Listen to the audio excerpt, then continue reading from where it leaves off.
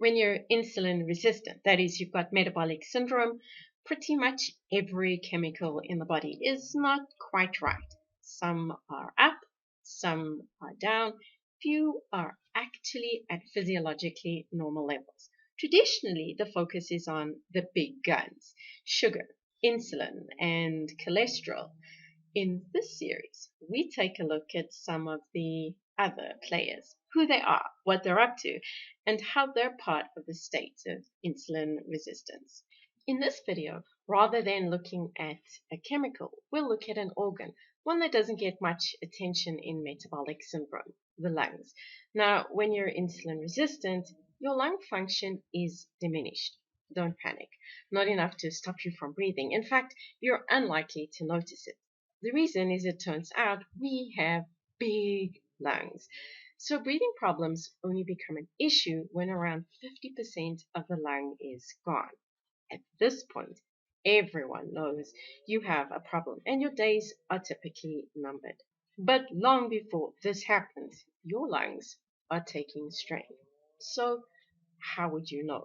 Well, spirometry is used to size up your lungs. In this procedure, you blow into a tube and how well you blow is calculated. Two measures are commonly used to assess lung function. The first is the forced vital capacity, or FVC for short. This shows the amount of air a person can forcefully and quickly exhale after taking a deep breath. The other one is the forced expiratory volume at 1 second, which is the FEV1. This shows the amount of air a person can forcefully exhale in 1 second of the FVC. Now, these will measure what your lungs are up to on the day. But lung capacity is going to depend on how big your lungs are, as well as how old they are and your gender. So your lungs performance is then compared to other sets of lungs. If you're underperforming, you have decreased lung function. And if you've got metabolic syndrome, odds are your lungs will not be star performers. It's not simply a fat thing, although being obese can cramp your lungs style, literally. Even normal weight people with metabolic syndrome have impaired lung function, potentially leading to oxygen shortages, particularly when there's a high metabolic demand. These oxygen shortages impact oxidative capacity, that is, the ability to burn things to get energy. No oxygen means no fire, impacting energy metabolism, not in a good way. So, why are your lungs taking strain? Well, your lungs are not going to be immune to the bad body chemistry you're experiencing. So, what does it take to breathe better? Well, step number one, fix the bad body chemistry. I know, you're trying. That's why you're watching this series. Step two, protect them from noxious chemicals as much as you can.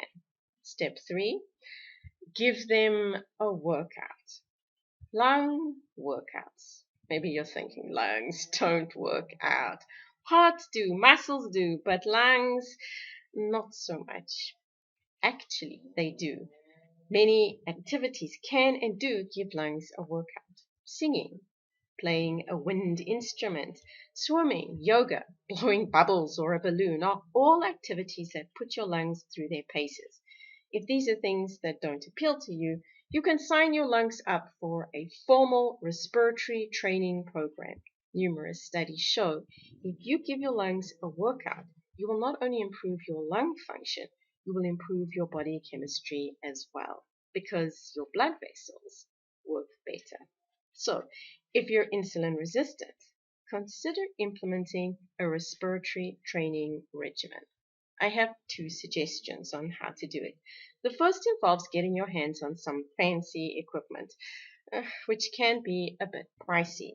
The second costs pennies and is equally effective.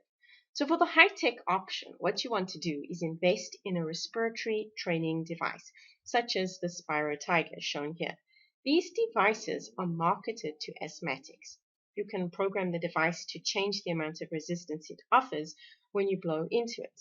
Over time, you can adjust the workload as you get stronger. The low-tech solution: blow up a balloon. Doing so lying on your back. This will maximize the resistance. For more details, download the PDF. You can find the link in the description below. Putting your lungs through their paces will be pretty painless and have lots of benefits. Here are the references I've used to tell the lungs function story. Decreased lung function is just one of hundreds of things that are amiss in a body battling metabolic syndrome. You can learn more about some of the other things in our ups and downs of insulin resistance series. Be sure to subscribe to our channel to catch future episodes. And thank you for watching. See you next time.